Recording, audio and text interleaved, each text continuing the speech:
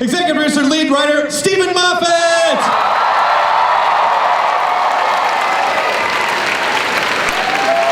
The Long Walk. Also, playing Missy this season, Michelle Gomez!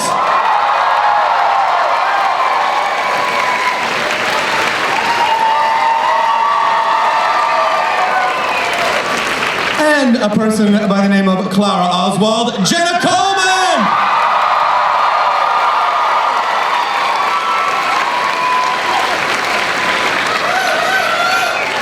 And, guys, this is his first appearance at a Comic-Con, Peter Capaldi!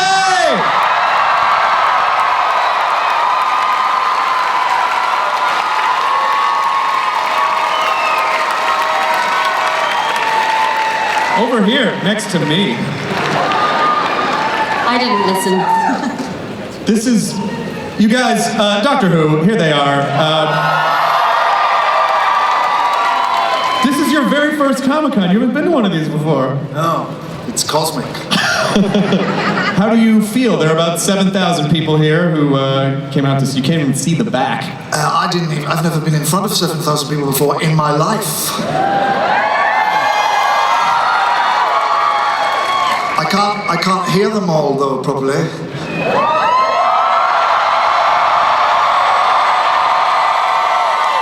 I can't hear you at the back. All those years in pantomime. This is, Series 8 was amazing. I absolutely loved it. I loved the tonal shift in the show. You are phenomenal as the Doctor. I love that you're kind of cranky and intense, and you sort of don't know if he's a good guy or not. And did you and Steven talk about all that stuff going into the season? How did you arrive at this guy? I think he just saw those qualities in me. He just cast me that way. Is that true, Steven? But partly, it's partly maximising what you've got with the new Doctor.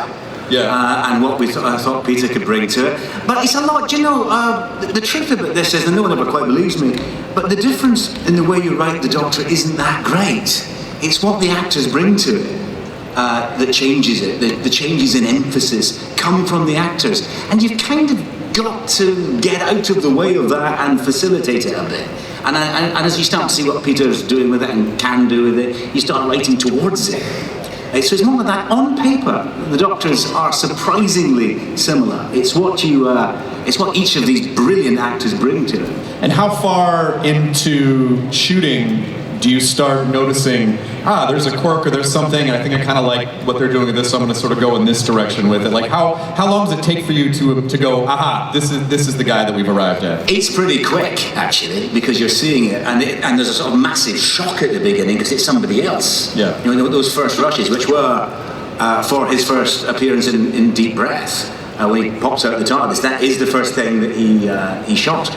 Apart from the regeneration, and so you're very, very quickly seeing how it sounds, how it feels coming out of that new mouth. But in a way, you almost want to sort of blind yourself to what it is you're doing. You just start writing for that voice. Yeah. And Peter's a very, very distinct voice, and he's Scottish, which just is automatically better.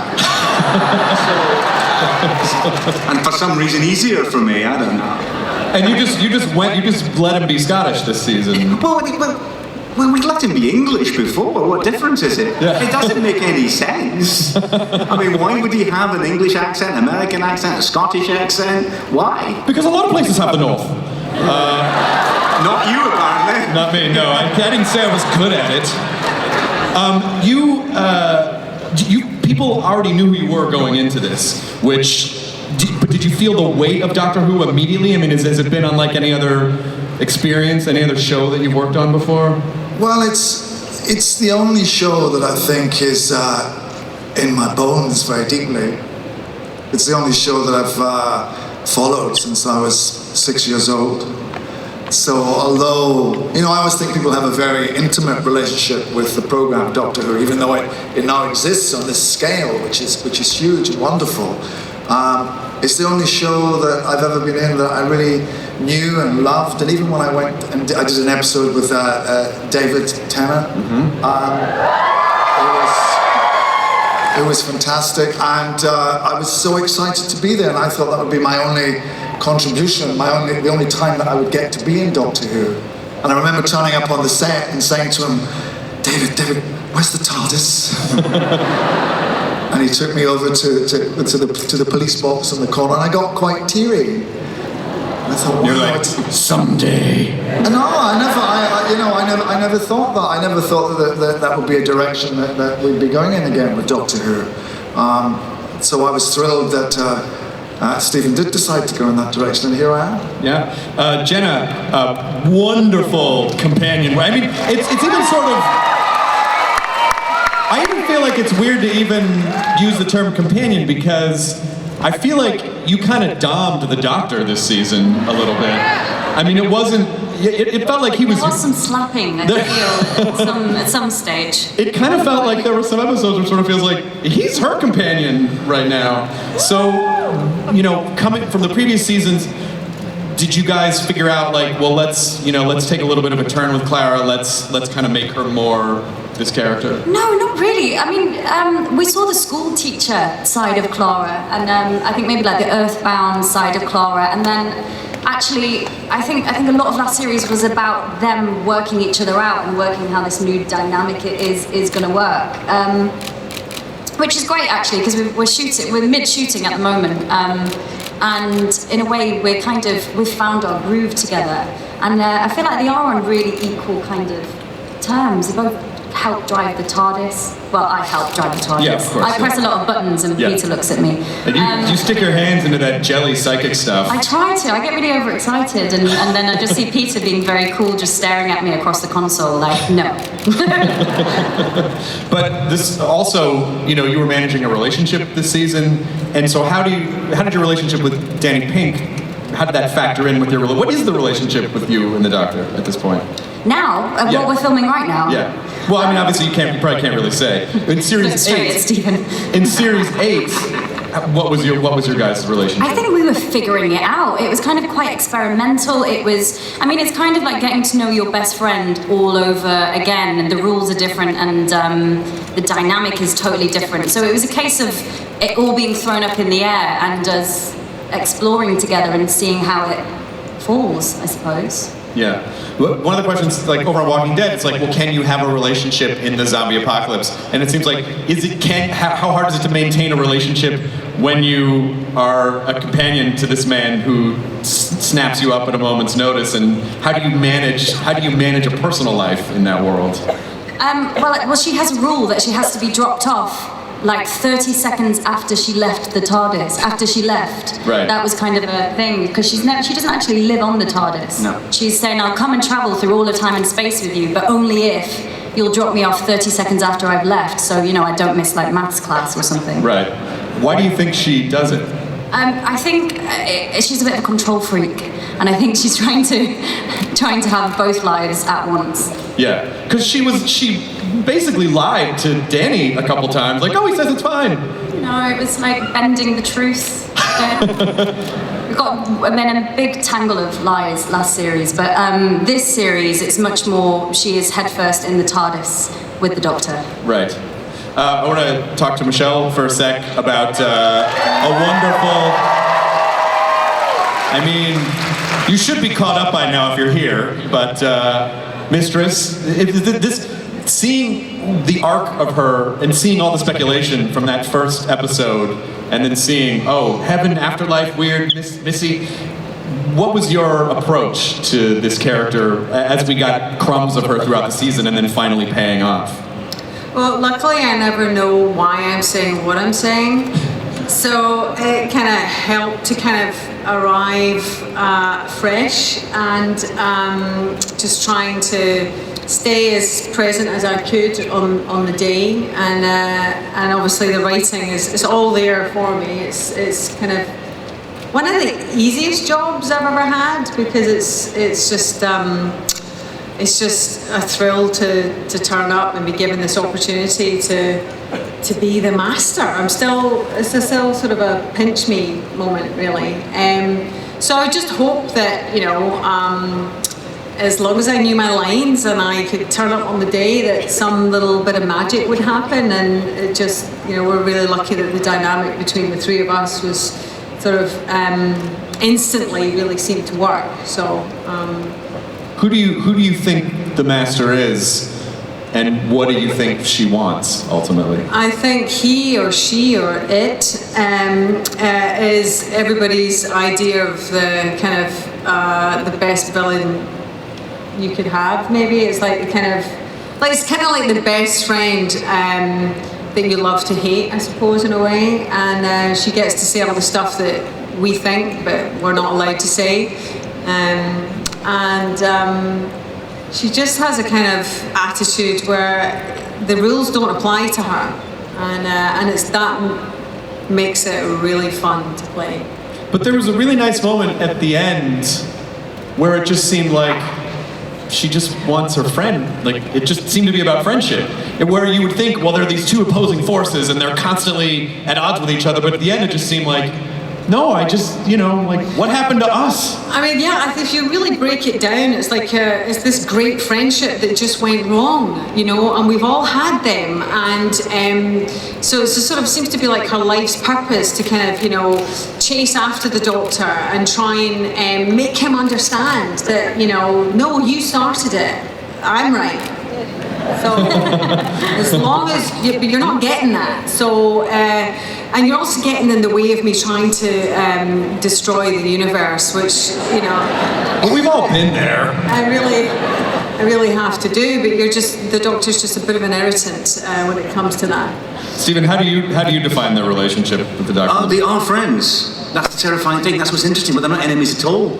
She isn't his arch enemy. The Master's always been the Doctor's best friend. They're just it's a friendship between a vegetarian and a hunter. That's just what it is. Now, if you were to talk to Missy right now, and indeed you just have, she would say, well, what do you mean? I kill people. Yeah. Well, what do you think's in your bacon sandwich right now? Yeah. Right. I mean, so what? Yeah, Right. The Doctor's a bleeding heart liberal, and I like to kill people for fun. That doesn't mean we don't have a lovely time together. I mean, that's the difference right there. We both do the same thing. We both kill a lot of people. He feels bad about it. I don't. Right. They're just... She meant in character. Broadly speaking. How do you see it, Peter? How do you see their relationship? Doctor and the Master. Yeah. I think she distresses him terribly. Yeah. I think he's pleased to see her. And I have to say, really, a lot of it has been made of the gender change, but I think people should really applaud Michelle for coming into this role and embracing it and filling it so completely. Yeah. So yeah, I think he finds her, his heart kind of sinks. When someone walks into the room, and you go, I'm pleased to see you, and you go, oh, I remember, now I'm going to have to go through all this shit. Something really bad is going to happen now. I'm going to have to put up with all of this. Yeah. That's what it's like. Yeah, because basically, up until he spent so much of his time thinking, I'm alone in the universe, I'm the last of my kind. Oh, I'm not. Oh, that's the one that survived. Crap. Yeah. Life is shit, business as usual. But the idea, there seemed to be this Scottish dude. That's Scottish philosophy. But this idea where it seemed like they were trying to this season to show, do you think the Doctor understands who he is? Do you think he's able to admit what he is? And do you agree with the assessment of a lot of the story going, no, you're a soldier. Like, you kill people. You're not, you may not be a good guy. No, I think the Doctor I think the process of regeneration is one that's as much of a shock to the incumbent as it is to everyone else. So I think he doesn't know who he is. So he spends a lot of the time scrambling around trying to find out what his character is, what his nature is. And obviously in season 8, I think he struggled a lot with the fact that he knew that he was compelled from within to pursue the greater good, which would often mean that he would leave wreckage in his path. And he would do that, but he wasn't comfortable with it. He didn't know that that was a good thing to do or to be. So he's a constantly growing character. I think he is not a soldier. He's a good guy. He'd rather that there was no violence. He'd rather that there was peace. He'd rather sit in the car park at night looking at the stars, than have to go out and blow up Daleks. I like blowing up Daleks. And I think he enjoys it as well once he gets going. But yeah, I don't think he sees him as... He's not a military figure. Right. He's a sort of bohemian / philosopher / rebel Time Lord. Great. Jenna, it seemed like Clara was sort of struggling with who he was this season a lot too. And it seemed like there was one particular episode where it seemed like, oh, they're going to break up. Like there was a breakup episode, which genuinely made me sad at the top of the episode. We were like, well, this is our last, because it felt very much like, oh, when you're in a relationship, you have one more time and maybe this is it. Yeah. Did she really believe that was going to be it? I think she got scared, actually. I think it was the Kill the Moon episode you're talking about, where they had the big Barney at the end. And yes. I think she got scared and suddenly didn't feel safe, maybe for a moment, because she was so used to having the 11th Doctor. She was familiar with how it was working, and then suddenly your best friend changes his face, and who knows what to trust anymore. So I think it was it was just getting to know each other all over again, getting to know somebody who you described it to me as, imagine going in to see someone who's had an operation, who looks different, and you go to see them, and it's like changing all the rules, basically. Yeah. And do you think she's starting to get to a comfortable place? Oh yeah, they're very much a team. I think after the end of last series, they found their groove, and they're very united in the TARDIS, kind of eating up all of time and space with reckless abandon. Excellent. What could possibly go wrong?